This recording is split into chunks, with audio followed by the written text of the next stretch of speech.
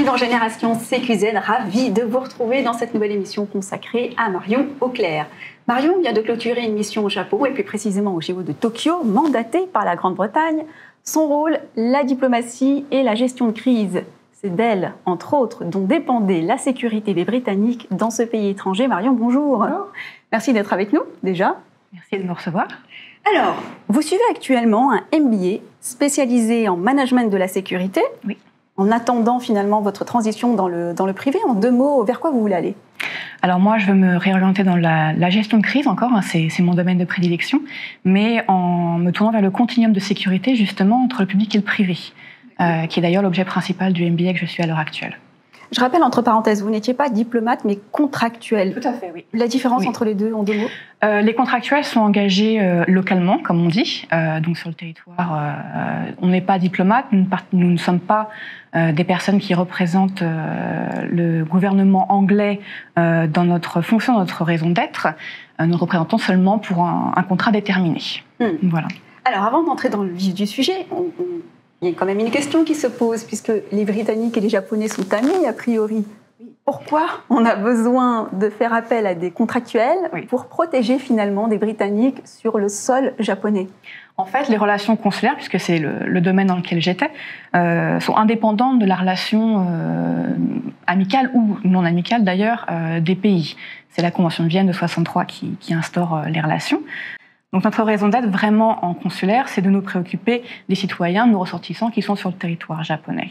Donc s'ils ont besoin d'un passeport, si malheureusement ils sont dans une situation un peu délicate, ou s'ils sont victimes de crimes, nous sommes là pour les aider. Donc c'est aussi en lien avec la souveraineté du territoire, bien sûr, parce que ce sont eux qui doivent les prendre en charge, mais nous facilitons cette prise en charge avec la famille, à l'étranger, etc. Donc ça, c'est d'une part. D'autre part, mon rôle particulier, c'était pour les Jeux, donc la Coupe du Monde de rugby et les JO, les Jeux paralympiques également. Donc moi, c'était vraiment de préparer les relations avec le pays pour des opérations consulaires de grande envergure finalement, parce que quand on accueille 65 000 fans sur un territoire, voilà, il faut savoir qu'est-ce qu'on fait avec toutes les demandes qui vont venir vers nous, tous les ressortissants qui auront peut-être besoin d'aide à un moment donné. Nous sommes une équipe de 10. Comment est-ce qu'on arrive à gérer ça de manière ponctuelle?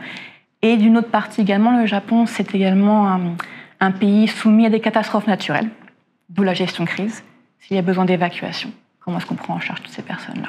Et puis il y a aussi un gap culturel énorme entre les deux pays, donc possiblement peut-être des coutumes britanniques qui pourraient être réprimandées au Japon. Est-ce que vous avez des anecdotes? Oui, bien sûr. Alors, c'est d'ailleurs une des raisons pour lesquelles on embauche des gens locaux, puisqu'il faut connaître ces coutumes, comment développer des relations sur le terrain. Comment créer ces relations de confiance qui vont nous aider. Des anecdotes, j'en ai une particulièrement pour les Jeux, qui est assez légère quand même. Il va y avoir une culture du rugby chez les fans britanniques qui va être assez bruyante. Voilà, donc on boit beaucoup, on s'amuse beaucoup, on chante beaucoup. Au Japon, le trouble à l'ordre public est quand même plus réprimandé qu'en Angleterre, ou en Écosse, ou dans le Pays de Galles, ou en Irlande du Nord. Donc, une simple tape de la main en Angleterre devient une détention de 23 jours pour trouble à l'ordre public. C'est ça qui est incroyable. En préparant le sujet, vous m'avez quand même apprise que la garde à vue minimum au Japon, c'est 23 jours.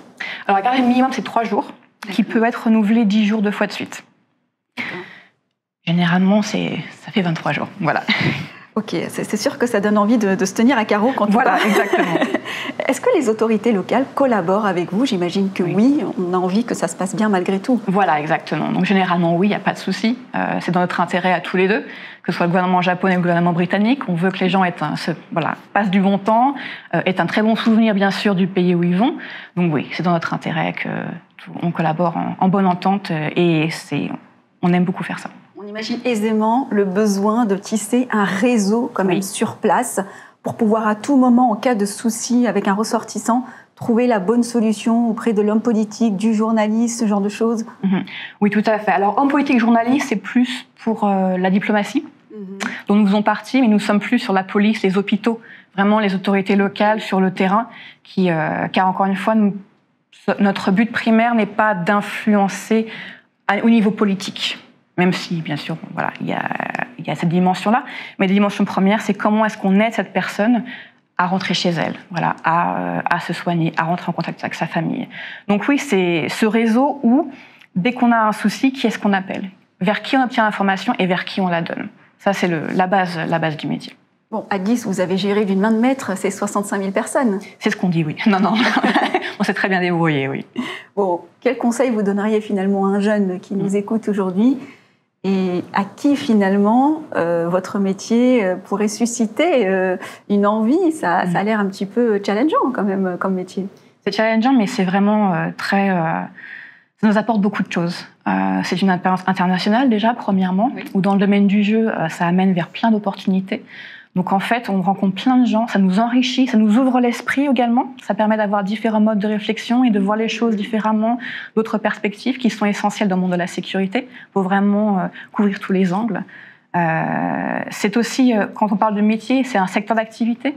Moi, ce métier-là, en fait, c'est quelque chose qui est créé pour la situation. Il y a tellement de métiers comme ça, qu'on appelle métiers, sans vraiment de diplôme particulier, mais il faut saisir l'opportunité et bien regarder ce qui se passe autour parce qu'il y a plein de choses qui sont créées tous les jours. Et ça, c'est très intéressant. Merci d'avoir partagé avec nous votre passion, Marion Auclair. Et bien de rien. Merci beaucoup. Merci à vous de nous avoir suivis également. On se retrouve bientôt pour un prochain numéro Génération CQZ.